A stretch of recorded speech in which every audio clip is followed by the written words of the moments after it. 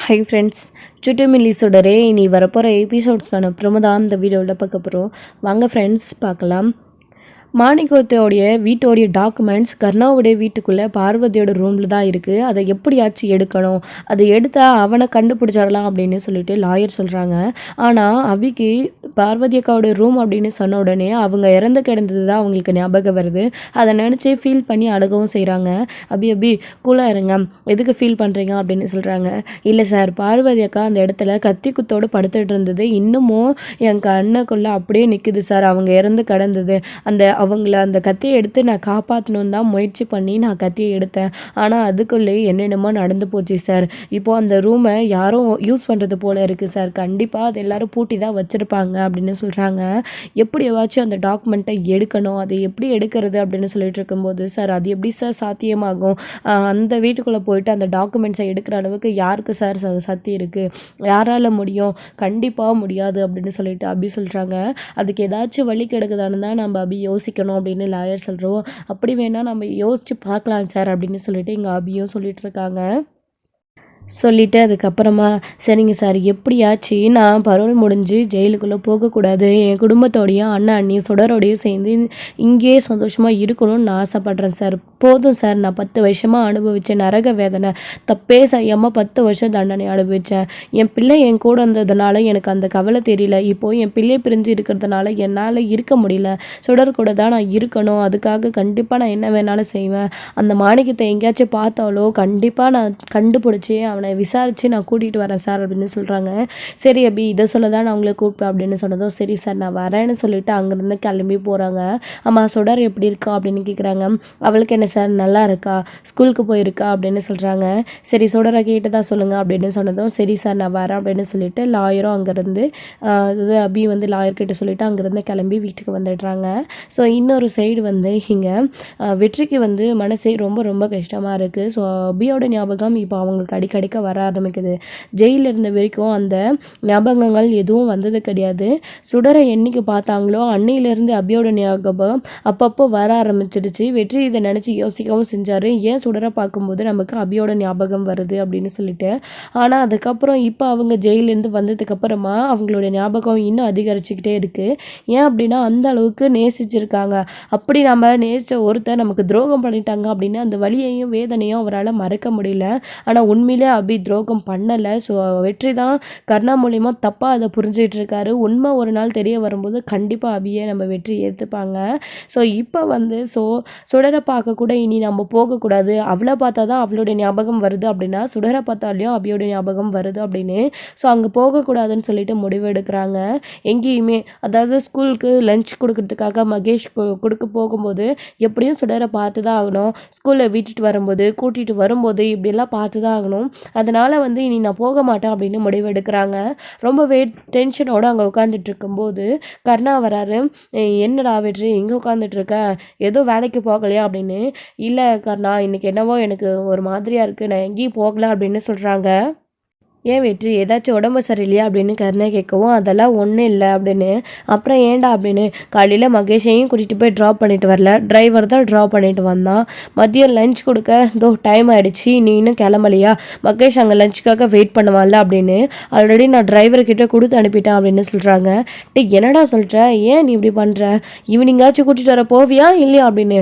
இல்லை கர்ணா, டிரைவரை தான் அனுப்ப போகிறேன் அப்படின்னு சொன்னதும் என்னாச்சு, ரெஸ்ட் எடுக்கணும்னு நினைக்கிறியா, சரி அப்படின்னு ஹாஸ்பிட்டல் இது ஏதாச்சும் உடம்பு முடியலன்னா ரெஸ்ட் எடுக்க வேண்டியது தானே அப்படின்னு. அதெல்லாம் ஒன்றும் இல்லை கண்ணா, உடம்பு சரியில்லைன்னா தானே டாக்டரை போய் பார்க்கணும், மனசு சரியில்லைன்னா டாக்டரை போய் பார்க்க முடியுமா அப்படின்னு சொல்கிறாங்க. என்னாச்சுடா வெற்றி, என்னாச்சு மனசுக்கு அப்படின்னு. அவர் செய்கிற அதே ஒரு தப்பு மட்டும்தான். கருணா கிட்ட எல்லாத்தையும் சொல்லி புலம்ப ஆரம்பிச்சிடுறாரு வெற்றி. இது ஒன்று தான், அவள் ஏன் எனக்கு துரோகம் பண்ணா, அவள் ஞாபகம் எனக்கு வந்துக்கிட்டே இருக்கு, எப்படியாச்சும் நான் அவளை மறக்கணும்னு நினைக்கிறேன், ஆனால் முடியலை, பார்வதி அக்காவை ஏன் கொலை பண்ணா அப்படின்னு புலம்ப ஆரம்பிச்சிடுறாரு. இதை திவ்யாவுமே பார்த்துட்டு, அண்ணா நேற்றுலேருந்து இதே புலம்பல் தானா, நைட்டு வெற்றி வீட்டுக்கு குடிச்சிட்டு வந்தான், நல்லா பயங்கரமாக குடிச்சிட்டு வந்தான், குடிச்சிட்டு வந்து இதே தான் என்கிட்டையும் புலம்பனா, அவனை எப்படி சமாதானப்படுத்துறதுன்னு எனக்கும் தெரியல. சரி குடிச்சிட்டு தான் ஏதோ இப்படி பேசுகிறான் அப்படின்னு பார்த்தா நிஜத்துலேயுமே நல்லா இருக்கும்போது கூட இப்படி பேசுகிறானே, என்னென்ன பண்ணுறது இவனுக்கு அப்படின்னு சொல்லிட்டு கேட்கவும் இதுக்கெல்லாம் ஒரே வழிதான் இருக்குது திவ்யா அப்படின்னு சொல்கிறாங்க. என்னென்ன சொல்லுங்கண்ணா, ஏதாச்சும் வழி இருந்தால் வெற்றியை நம்ம சரி பண்ணலாம், இவனை நினச்சா இவன் நிலமைய நினச்சா அம்மாவும் ரொம்ப கஷ்டப்படுவாங்க அப்படின்னு சொல்கிறாங்க திவ்யா இருந்துக்கிட்டு. அதுக்கு ஒரே வழி இவனுக்கு கல்யாணம் பண்ணி வைக்கணும் அப்படின்னு சொல்லிட்டு கர்ணா சொல்லிடுறாரு. வெற்றிக்கு ரொம்ப ரொம்ப அதிர்ச்சியாக இருக்குது. அப்படியே ஷாக்கில் எழுந்திரிச்சு நிற்கிறாங்க. கர்ணா என்ன பேசுகிற நீ அப்படின்னு சொல்கிறாங்க. ஆமாம் வெற்றி, உனக்கு பழைய ஞாபகங்கள் எதுவும் வராமல் இருக்கணும், நீ ஏற்கனவே அவள் செஞ்ச துரோகத்தெல்லாம் நீ மறக்கணும்னு நினைக்கிற அப்படின்னா உனக்கு ஒரு கல்யாணத்தை பண்ணி வைக்கணும், ஒரு கல்யாணத்தை பண்ணி வச்சா எல்லாமே முடிஞ்சிடும் அப்படின்னு சொல்கிறாங்க. இங்கே பார்க்கறனா ஏற்கனவே ஒருத்தர் கல்யாணம் பண்ணிவிட்டு வந்து நடந்த பிரச்சனையும் குழப்பமும் போதாதா, இதுக்கப்புறமும் இன்னொரு கல்யாணம் வேணாம் கர்ணா, நான் இதை கனவுல கூட நினச்சி பார்க்கல. யாரும் இனி அந்த ஒரு தப்பை மட்டும் பண்ணிடாதீங்க. ஏன் கர்ணா, நான் இங்கே இருக்கிறது உனக்கு பிடிக்கலையா? கல்யாணம் பண்ணி நான் முடிக்கலனா அப்படின்னு பார்க்குறியா அப்படின்னு கேட்குறாங்க. அதெல்லாம் ஒன்றும் இல்லைடா வெற்றி, உன்னை இப்படி என்னால் பார்க்க முடியலடா அப்படின்னு. பரவாயில்ல கர்ணா, நான் செஞ்ச தப்புக்காக, அவள் எனக்கு பண்ணிட்டு போன துரோகத்துக்காக நான் காலம் பூரா உனக்கு எவ்வளோ செஞ்சாலும் அது தீராது கர்ணா. அதுக்கு தான் நான் உன் கூடவே இருக்கேன். திரும்பவும் ஒருத்தர் கல்யாணம் பண்ணிட்டு வந்து உன்னை பிரிக்கணும் இப்படி ஒரு சூழ்நிலையை எனக்கு ஏற்படுத்தி கொடுத்துடாத கண்ணா, அவ்வளோதான் நான் சொல்லிட்டேன். இனி இந்த பேச்சை யாரும் எடுக்காதீங்க அப்படின்னு சொல்லிட்டு கோவத்தோடு அங்கேருந்து கிளம்பி போயிடுறாங்க. வெற்றி வந்துட்டு என்னடா இவன் இப்படி பேசிட்டு போகிறான் அப்படின்னு. நானும் இதை பற்றி நிறைய தடவை அவங்ககிட்ட பேசிட்டேன் திவ்யா, அவன் இப்படி தான் சொல்கிறான், எனக்கு என்ன பண்ணுறதுன்னே தெரியல. ஆனால் அவனுக்கு ஒரு கல்யாணம் பண்ணி வைக்கணும்னு தான் எனக்குமே ஆசை, என்ன பண்ணுறதுன்னு தெரியல. ஸ்வேதா கூட இதே தான் சொல்லிக்கிட்டு இருப்பான் அப்படின்னு சொல்கிறாங்க. கண்டிப்பாக வெற்றிக்கு ஒரு கல்யாணம் பண்ணாதான் அவன் அமைதியாகுவான், இல்லைன்னா அவனுக்கு பழைய ஞாபகம் வந்துட்டே இருக்கும். அதனால நான் சொல்லலைண்ணா, அவங்களுக்கு எந்த அளவுக்கு லவ் பண்ணியிருந்தா அவங்க பண்ணிட்டு போன துரோகத்தை தாங்க முடியாமல் இந்த அளவுக்கு அவன் கஷ்டப்படுவான் அப்படின்னு சொல்கிறாங்க. ஆமாம், ஆனால் அவள் துரோகம் பண்ணிட்டால, அந்த அபிதா துரோகம் பண்ணிட்டு போயிட்டால வெற்றிக்கு. இப்போ நாம் என்ன பண்ண முடியும்? வேறு பொண்ணை தானே பார்த்து கல்யாணம் பண்ணி வைக்க முடியும், துரோகம் பண்ணவளையவே போய் கூட்டிகிட்டு வந்து அவங்கள்ட்ட சேர்த்து வைக்க முடியுமா அப்படின்னு. வேணாண்ணா, அப்படி மட்டும் நீங்கள் செஞ்சிட்டீங்க, உங்களை விட பரம எதிரியாக அவன் வேறு யாரையுமே நினைக்க மாட்டான் அப்படின்னு சொல்லவும், கண்டிப்பாக அவனுக்காக நான் இனி ஒரு நாளும் அந்த மாதிரி ஒரு விஷயத்தை செய்ய மாட்டேன். என் பார்வதியை இழந்து நான் கஷ்டப்படுறதுனால அவன் கண்டிப்பாக இந்த விஷயத்துக்கு ஏற்றுக்கவே மாட்டான். நான் அவன்கிட்ட என்ன தான் பேசினாலே அவன் ஒத்துக்க மாட்டான். ஸோ நானுமே அவளை நினச்சி ரொம்ப ரொம்ப கஷ்டப்படுறேன், என் பார்வதி நினச்சி. அதனால் அவள் ஜெயிலிருந்து தண்டனை அனுபவிச்சு தான் ஆகணும் அப்படின்னு சொல்லிட்டு, சரிம்மா நீ போய் உன் வேலையை பாரு அப்படின்னு சொல்லிட்டு கர்ணாவும் அங்கேருந்து கிளம்பிடுறாரு. வெற்றி போயிட்டு ஸோ அவுட் ஹவுஸில் போயிட்டு உட்காந்துட்டு பயங்கரமாக அழுது புலம்பிகிட்ருக்காரு. அவங்களுடைய ஞாபகம் இன்னும் இருந்துக்கிட்டே இருக்குது. இப்போது மகேஷை பார்த்து சாப்பாடு கொடுக்க மகேஷை ட்ராப் கூட்டிகிட்டு வர வெற்றி போக மாட்டேன்னு சொல்லிட்டாரு. ஆனால் அவருக்கு இப்போது சுடருடைய ஞாபகம் அதிகமாக இருக்குது. சுடர் பேசுகிற விஷயம், சுடர் அவங்க கையை பிடிச்ச விஷயம், கேக் வாங்கி கொடுத்த விஷயம், ஸோ அதெல்லாம் அவங்களுக்கு ஞாபகம் வருது. சுடரை பார்க்காம இருக்க முடியல, அபியோடைய ஞாபகத்தை நினச்சும் அவரால் இருக்க முடியல. என்ன பண்ணுறதுன்னு தெரியாமல் பயங்கரமாக தலை பிச்சுக்கிட்டு தான் வெடிச்சுக்கிட்டு இருக்காரு நம்ம வெற்றி. அதுக்கப்புறமா நைட்டு வீட்டுக்கு சுடர் வந்துடுறாங்க. வந்துட்டு ஸோ மறுநாள் காலையில் திரும்பவும் வழக்கம் போல் ஸ்கூலுக்கு போகும்போது ஸோ மகேஷ் ஏன் கேப்டன் அங்கிள் நீங்கள் என்னை விட்டுட்டே வரமாட்டேன்றீங்க, என்னை ஸ்கூலில் விட்டுட்டு வரலாம்ல அப்படின்னு சொல்லவும், டே என்னடா புதுசாக கேப்டன் அங்கிள்னா கூப்பிட்ற அப்படின்னு கர்ணா கேட்கவும், அதுவாப்பா சுடர் உங்களுக்கு கூட தெரியல, அவள் அப்படி தான் கூப்பிடுவா, எனக்கும் அது ரொம்ப பிடிச்சிருந்துச்சா, அதான் நாங்கள் எல்லாருமே இவரை கேப்டன் அங்கிள் கூப்பிட ஆரம்பிச்சிட்டோம். வெற்றி அங்கிள்ன்றதை விட கேப்டன் அங்கிள்ன்றது நல்லா இருக்குது அப்படின்னு சொல்லவும், சரி மகேஷ் ஆசைப்படியே கூப்பிட்டுக்கோ, என்ன வெற்றி உனக்கு ஓகே தானே அப்படின்னு. எனக்கு என்ன இதில், அவங்க கூப்பிட்றான், அவன் கண்ணுக்கு நான் ஹீரோவோ தெரியுறேன்னு, ஆனால் எனக்கு தானே தெரியும் நான் ஒரு ஜீரோன்னு சொல்லிட்டு அப்படின்னு இங்கே வெற்றி பேசுவோம். ஏன் கேப்டன் அங்கிள் அப்படிலாம் பேசுகிறீங்க, சரி அதை விடுங்க, நீங்கள் ஏன் என்ன ஸ்கூல் ட்ராப் பண்ண மாட்டேன்றீங்க, நேற்று மதியம் நீங்கள் லட்ச கொடுக்க வரும்போது நீங்கள் வருவீங்கன்னு எதிர்பார்த்தேன், வரலை, ஆனால் நான் உங்களை இங்கே தினம் பார்த்துக்கிட்டே தான் இருக்கேன், எனக்கு எதுவும் கிடையாது, சுடர் உங்களை நினச்சி ரொம்ப ஃபீல் பண்ணுறான் நீங்கள் வரலன்னு சொல்லிட்டு அப்படின்னவோ, ஓ அந்த பாப்பாவுக்கு நம்ம வெற்றி மேலே அவ்வளோ பாசமா அப்படின்னு.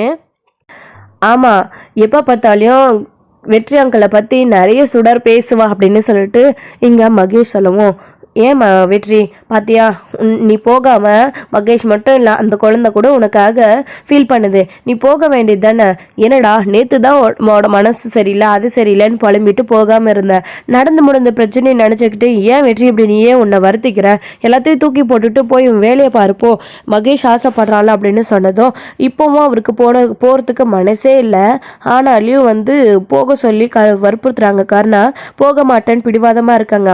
மகேஷ் நீ இப்போ போ, டிரைவர் அங்கிள் கூட நான் மதியமாக உனக்கு லஞ்ச் கொண்டு வரேன் அப்படின்னு சொல்கிறாங்க. கண்டிப்பாக வருவீங்க இல்லை அப்படின்னு கேட்குவோம். கண்டிப்பாக வரேன் மகேஷ் அப்படின்னு சொல்லுவோம். இல்லை நான் உங்களை நம்ப மாட்டேன், நீங்கள் எனக்கு ப்ராமிஸ் பண்ணுங்கள். ஸ்கூலுக்கு போன உடனே சுடர் என்னை கேட்பா நீங்கள் இன்றைக்கி வருவீங்களா மாட்டிங்களான்னு சொல்லிட்டு.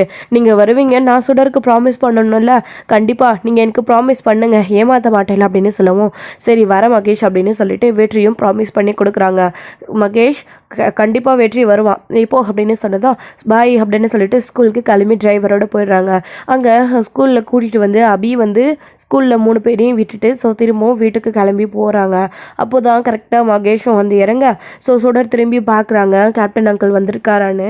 அவர் வரலன்னு உடனே சுடருக்கு ரொம்ப ரொம்ப ஏக்கமாக இருக்குது. இப்போது 2 நாளாக வெற்றியை பார்க்காததுனால அவங்களுக்குமே ரொம்ப ரொம்ப வெற்றியோட ஞாபகம் அதிகமாக வந்துக்கிட்டே இருக்குது. அப்பா இல்லாத ஏக்கம் அவங்களுக்குள்ளே இருந்துக்கிட்டே இருக்குது. அதனால் வெற்றியை பார்க்கணுன்னு சொல்லிட்டு அவங்களுக்கு அவ்வளோ ஒரு ஆசை. வரலன்னு உடனே கரெக்டாக மகேஷ் கிட்ட கேட்குறாங்க. மகேஷும் வந்து மதியமாக கண்டிப்பாக லஞ்ச் கொண்டு வரேன்னு கேப்டன் அங்கிள் சொல்லியிருக்காரு, இன்றைக்கி ஏதோ அவருக்கு வேலை இருக்கா, அதனால் வந்துடுவார், நீ கவலைப்படாத அப்படின்னு சொல்லவும் சுடர் சரி நான் வெயிட் பண்ணிகிட்டே இருப்பேன் அப்படின்னு சொல்லிட்டு கிளாஸ்க்கு போயிட்டு காலையிலே வந்து எல்லோரும் வந்து ஸ்டடீஸ் பண்ண ஆரம்பிச்சிடுறாங்க. இன்னொரு சைடு அபி வீட்டுக்கு போகிறாங்க. அங்கே வீட்டுக்கு போனால் சரளா சொன்ன மாதிரி அவங்களுக்காக லவா லட்டு செஞ்சு வச்சுருக்காங்க. நெய் வாசனை மணக்க மணக்க கேட் வரைக்கும் வருது அப்படின்னு சொல்லிட்டு அபி என்ன பண்ணிட்டாங்க, நேராக கிச்சனுக்கு போகிறாங்க. அண்ணி லவா லட்டு செய்கிறீங்களா அப்படின்னு. எப்படி அப்படி வாசனையை வச்சே கண்டுபிடிச்சா அப்படின்னு சொல்லவும், ஆமாம் அண்ணி வாசனை தான், நெய் வாசனை அப்படியே தெரு வரைக்கும் மணக்குதே அண்ணி அப்படின்னு சொல்லலாம். ஆமாம் இது உதயகிருஷ்ணானே இல்லை அப்படி தானே இருக்கும். அது மட்டும் இல்லாமல் உனக்கு பிடிக்கும்ல, பிடிக்கும்னே ஸ்பெஷலாக நிறைய நெய் ஊற்றி செஞ்சுருக்கேன், எப்படியும் 1 மாதத்துக்கு வச்சுருந்து சாப்பிடலாம் அப்படின்னு சொல்கிறாங்க. அண்ணி அவ்வளோலாம் வேணாம், நீங்கள் கம்மியாகவே செய்யுங்க, நம்ம வேணுன்றப்போ செஞ்சுக்கலாம் அப்படின்னு சொல்கிறாங்க. சரி அபி அப்படின்னு சொல்லிட்டு அவங்களும் லவா லட்டு செஞ்சுட்டு 2 பேரும் பேசிகிட்டு இருக்காங்க. கண்டிப்பாக நீ வீட்டை என் பேருக்கு மாற்றி எழுதிருவில்ல அப்படி அப்படின்னு கேட்குவோம். அண்ணி நான் சொன்னது தான், அதுக்காக எல்லா ஃபார்மாலிட்டிஸும் முடிச்சுட்டு தான் இருக்கேன். அண்ணன் கூட ஃபோட்டோ எல்லாத்தையும் தந்தார், அதை எடுத்துகிட்டு போய் நான் கொடுத்துட்டு வந்திருக்கேன். இன்னும் எப்படியோ 2-3 நாளில் உங்கள் பேருக்கு ரிஜிஸ்டர் ஆகிடும், நீங்கள் கவலைப்படாதீங்க அப்படின்னு சொல்லுவோம். ரொம்ப தேங்க்ஸ் அபி அப்படின்னு சொல்லுவோம். இருக்கட்டா நீ இதில் நீங்கள் தேங்க்ஸ் சொல்கிறதுக்கு எனக்கு என்ன இருக்குது, நான் உங்களை ரொம்பவே கஷ்டப்படுத்தியிருக்கேன், உங்களை அண்ணனை எல்லாரையும் ரொம்ப கஷ்டப்படுத்தியிருக்கேன், அதுக்கெல்லாம் இதெல்லாம் பெரிய விஷயமே கிடையாது அண்ணி அப்படின்னு சொல்கிறாங்க. சரி அபி உனக்காச்சும் இது தோணுது, நானுமே இந்த விஷயத்தை பற்றி உங்ககிட்ட கேட்கணுன்னு தான் நினச்சிட்டு இருந்தேன், ஆனால் உன் அண்ணன் தான் என்னை கேட்க விடலை, அதனால தான் நீ வீட்டை என் பேருக்கு எழுதி வைக்கிறேன்னு சொன்ன உடனே இது உன் வேலையான்னு அவர் கேட்டது அப்படின்னு சொல்லுவோம். போய் அண்ணே எனக்கு தெரியுது விடுங்க, நீங்கள் அண்ணன் பேசுகிறதெல்லாம் பேச எடுத்துக்காதீங்க, நான் முடிவு பண்ணிட்டேன் அப்படின்னு சொல்லுவோம். ரொம்ப தேங்க்ஸ் அபி அப்படின்னு சொல்கிறாங்க. சரிங்க அண்ணி அப்படின்னு சொல்லிட்டு, சரி அண்ணே அண்ணன் எங்கே இருக்காரு, கடையிலையா, மதிய சாப்பிட அவர் கொண்டு போய் நான் கொடுத்துட்டு வரட்டுமா அப்படின்னு சொல்கிறாங்க. உனக்கு எதுக்கு சிரமம், நான் போகிறேன் அப்படின்னு. கொடுங்க அண்ணி, நானும் வீட்டில் இருக்க போர் அடிக்குதில்ல, நான் போய் கொடுத்துட்டு வரேன் அப்படின்னு சொல்லிட்டு கேரியர் கட்டி எடுத்துகிட்டு அவரோட அண்ணன் கடைக்கு வந்து அபி வந்து போயிட்டுருக்காங்க. அங்கே போயிட்டு அவருக்கு லஞ்ச் கொடுக்கணும்னு சொல்லிட்டு அண்ணா அப்படின்னு போயிட்டு அபி நின்னா, அபிமா நீ என்ன இங்கே, நீ எதுக்கு இந்த வெயிலில் வந்த அப்படின்னு சொல்கிறாங்க. அண்ணா இருக்கட்டும்ண்ணே உட்காருவாண்ணே சாப்பிடுவோம் அப்படின்னு. இருமா இது வேலையை முடிச்சுட்டு வந்துடுறேன் அப்படின்னு. அண்ணா வேலையெல்லாம் அப்புறம் பார்த்துக்கலாம், வந்து சாப்பிடுண்ணா, ஆல்ரெடி லேட் ஆகிடுச்சு அப்படின்னு சொல்கிறாங்க. நீ ஏன் அபிமா வந்த, சரளா வரலையா அப்படின்னு. அண்ணி லெவல் அடி செஞ்சுட்டு இருந்தாங்க, அவங்க தான் கொண்டு வரேன்னு சொன்னாங்க, ஆனால் நானே போயிட்டு வரேன் அப்படின்னு சொல்லிட்டு அன்னிக்கிட்ட நானே வாங்கிட்டு வந்துட்டேன் அப்படின்னு சொல்கிறாங்க. எதுக்கு அபிமா உனக்கு சிரமம் அப்படின்னு. எனக்கு என்னென்ன சிரமம் இருக்க போது உனக்கு சாப்பாடு கொண்டு வரதுனால அப்படின்னு சொல்லிட்டு சண்முகமும் வந்து உட்காந்து சாப்பிட்டுட்டு இருக்காங்க. இதான் அபிமா சாப்பிடு அப்படின்னு சொல்லிட்டு அவங்களும் ஊட்டி விட்றாங்க. 2 பேருமே உட்காந்து கொஞ்சமாக சாப்பிட்டுட்டு, ஆனால் ஏதாச்சும் வேலை இருந்தால் சொல்லுண்ணே நானும் செய்கிறேன் அப்படின்னு. அபிமா அதெல்லாம் எதுவும் வேண்டாம், நீ போய் படி அப்படின்னு. இருக்கட்டும்ண்ணே நான் படிக்கிறேன், ஆனாலையும் நான் உனக்கு ஹெல்ப் பண்ணணுண்ணா அப்படின்னு சொல்லவும். அப்படியா நீ பிடிவாதம் பிடிக்கிற, வேணான்னு கேட்க மாட்டேன், சரி இன்னைக்கு ஈவினிங்கு இந்த ப்ளவுஸை டெலிவரி கொடுக்கணும், இதை ஊக்ஸ் மட்டும் கட்டுறியா அப்படின்னு சொல்லுவோம். கொடுண்ணே அப்படின்னு சொல்லுவோம். இதான் அபிமா இதில் 3 ப்ளவுஸ் இருக்குது, கட்டிடுவில்ல அப்படின்னு. அண்ணா 3 தானேண்ணே, இன்னும் எதுவாக இருந்தாலும் கொடுண்ணா அப்படின்னு. இல்லை அபிமா இப்போதைக்கு இது 3 மட்டும்தான், இப்போ தான் தைச்சிட்டு இருக்கேன், இன்னும் 2-3 ப்ளவுஸ் தைக்க வேண்டியது இருக்குது, ஆனால் இது வேறு ஆள் டெலிவரி, இது நாளைக்கு காலையில் கூட கொடுத்துக்கலாம், நீ அதை மட்டும் தைச்சி கொடு அப்படின்னு சொன்னதும் சரிடா அப்படின்னு உட்காந்து தைச்சிட்டு இருக்காங்க. 2 பேரும் உட்காந்துட்டு நடந்த விஷயங்களே தான் வழக்கம் போல் வந்து உட்காந்து பேசிகிட்டு இருக்காங்க. உங்கள் கூடவே இப்படி இருந்துடணும்னு ஆசையாக இருக்கேண்ணே, ஆனால் அதுக்காக எனக்கு எந்த க்ளூவுமே கிடைக்க மாட்டேங்குது, எப்படியாச்சு நான் அவரை கண்டுபிடிக்கணும் அப்படின்னு சொல்லவும். யாரம்மா சொல்கிற நீ அப்படின்னு. அதானே அன்னைக்கு நானும் தருணும் கடைக்கு போயிட்டு வர்றப்போ தருண் கீழே விழுந்துட்டான். ஒரு ஆளை நான் துரத்திட்டு போனேன்னு சொன்னேன்ல, அவர் தான்ண்ணே. அவர் பேர் மாணிக்கம். அவரை தேடி கண்டுபிடிக்கணும். அவர் ஏன் என்னை தேடி ஓடி ஒளிகிறாருன்னு தெரியல. அவரை கண்டுபிடிச்சாதான் எனக்கு கண்டிப்பாக ஒரு க்ளூ கிடைக்க வாய்ப்பு இருக்குது அப்படின்னு சொல்லவும், கவலைப்படாதம்மா அபிமா, உன் நல்ல குணத்துக்கு கண்டிப்பாக நல்லதே நடக்கும் அப்படின்னு சொல்கிறாரு. சரிண்ணா அப்படின்னு சொல்லிட்டு இவங்க உட்காந்து பேசிகிட்டு இருக்காங்க. ஸோ இதோட இந்த எபிசோடு வந்து முடிச்சிருக்காங்க. அடுத்தடுத்த எபிசோடில் என்ன நடக்க போகுது அப்படின்றத வெயிட் பண்ணி நெக்ஸ்ட் வீடியோவில் பார்க்கலாம். Friends thank you. இந்த வீடியோ பிடிச்சிருந்தா ஒரு லைக் பண்ணுங்கள், ஷேர் பண்ணுங்கள், கமெண்ட் பண்ணுங்கள்.